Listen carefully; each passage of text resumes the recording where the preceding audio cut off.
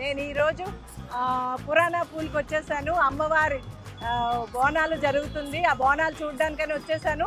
ఇక్కడ చాలా చాలా బాగా జరుగుతుందండి. మీకు కూడా చూపించేద్దామని చేస్తున్నాను. చూసేద్దామా?